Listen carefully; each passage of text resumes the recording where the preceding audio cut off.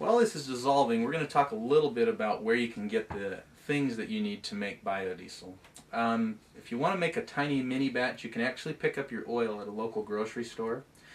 You can pick up your methyl alcohol at an automotive store or local grocery store as well. I picked this up at a local one. Your lye, or your potassium hydroxide, is going to be a little bit more difficult to find. In some cases, you can find hardware stores that have drain cleaner. And you want to look on the back, and you want to make sure that it's NaOH or sodium hydroxide, but it has to be 100% sodium hydroxide. Occasionally, drain cleaners will put little metal crystals in there, metal things to help it kind of clean it. That's not going to help your biodiesel reaction. You want pure stuff. If you have difficulty finding chemicals, pop open your yellow pages to the section in the back that says chemicals and start calling around and asking them about it. Some places aren't going to want to sell it to you unless you're a business, so you may have to keep looking. If you do have difficulty finding chemicals, we do carry them on our website at Utah Biodiesel Supply, utahbio.com, if you can't find it. However, I'll let you know our shipping is quite expensive on it because anytime you transport a hazardous chemical, federal law dictates that we have to raise the price and charge you a premium to put it on a truck and transport it. They can't ship it on an airplane because of 9/11 and other things. Because it's a chemical, you don't want the plane falling out of the sky because it's caustic, and so sometimes it can be difficult. If you run into roadblocks all over the place, again, Utah Biodiesel Supply carries it. You can also hit up your local chemistry teacher and ask them where they're getting their chemicals. Cleaning supplies typically will have them, but you can get it that way. Now, when you go to make a big batch, you're going to need a lot of catalyst and you're going to need a lot of methyl alcohol. Most people pick up their methanol from racing distributors because methyl alcohol is racing fuel. You can buy it in any size from a 5-gallon bucket clear up to a 55-gallon drum.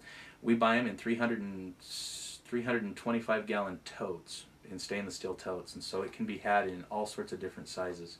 Prices will vary somewhat. In the winter, methanol is a lot more expensive. Right now it's running about $4.60 to $5 a gallon. In the summer it'll come down to about $3 a gallon. It's been as low as $2.50 a gallon I've seen. It fluctuates with the seasons and also based on supply and demand. Chemicals vary significantly based on where you get them from. If you go to like a little hobby shop or a chemical store, they're going to charge you a premium. If you get them in larger quantities, such as a 50-pound bag, I sell sodium hydroxide. Typically it's about $63 for a 50-pound bag or $79 for a 50-pound bag of potassium hydroxide. Again, quantity's king here, so the more you get, the better you're going to get there. Methanol, most people like to get it in a 55-gallon drum. You need to check your local codes to find out how much methyl alcohol you can have on your premises at any one time. Some homeowners association things have limits on what you can have in your garage. They don't like you having that. However, the standard in the International Fire Code is that you're not supposed to have any more than about 30 gallons, and most cities adapt that code. So check with your local authorities before you go all out making biodiesel, because they could shut you down pretty quick if you don't. Your oil, you're going to most likely get it from restaurants. Now's a really good time to talk about what kind of oil you want to look for. Obviously, you want oil that has not been used a lot. You don't want a lot of water in it, and you want oil that's going to have a low acidity to it. We're going to talk about how we test for that here in a minute by a titration. But you basically want oil that's good. I like to go to higher class restaurants. Chinese joints, interestingly enough, typically have really good oil. And the reason for that is the Chinese food is very susceptible to taste based on the oil that's used. If you use peanut oil, you can actually taste the peanut oil in the food. And so they are more apt to change the oil more frequently if they want their food to taste good. Now, burgers and fries and stuff like that, you can cook French fries in the crappiest oil in the world and it still tastes like French fries, and you and I will eat it.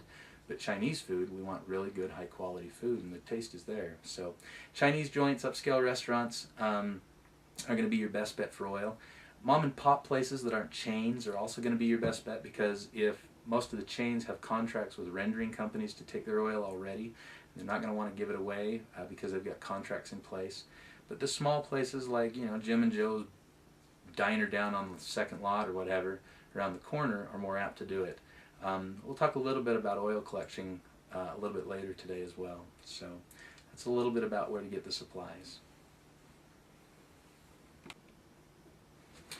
Okay, we've now mixed up our methyl alcohol with our lye. It's completely dissolved, and it's now time for the fun to begin. I've checked the temperature of this. It's up to temperature. We're ready. So I'm just going to now make biodiesel. This is the hardest part, you guys. Pouring it in. That's all it takes. So I've got this heated. I've got it mixing. And this is 200 milliliters methyl alcohol. You'll notice it'll almost change the color immediately. I just have a stirring bar down in there. As this begins to do it, you're going to notice we'll change colors a couple times here. Let's turn our stirrer down. Make sure we're stirring. And literally what's happening is our chemical reaction is going to occur. We got little bubbles and all sorts of stuff going on. Got to get that centered.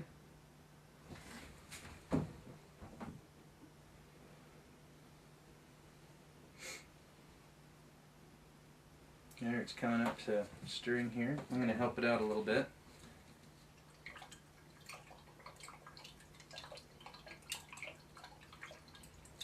And in a large batch, you're going to let this stir for about 2 hours.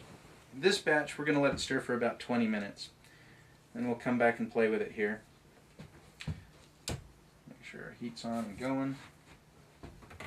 I'm going to cap this up here. We'll let it do its work. In a minute we'll come back and we will have biodiesel. So we've mixed our chemicals in with this stuff. You'll notice, I don't know if the camera can catch it, but we're starting to get a slight yellow tinge. We had a really clear tinge. It's actually now moving to a darker color. Oh yeah, there's our reaction starting to occur. And it literally will turn a couple colors as this happens. There, we're getting it. And biodiesel will go through several different color changes as the reaction occurs. And we'll let it settle. We'll mix it. We're going to mix it about 20 minutes. When it's done, we'll come back and we'll let it settle for a little bit and we'll have biodiesel. Our next thing we're going to talk about is making a titration.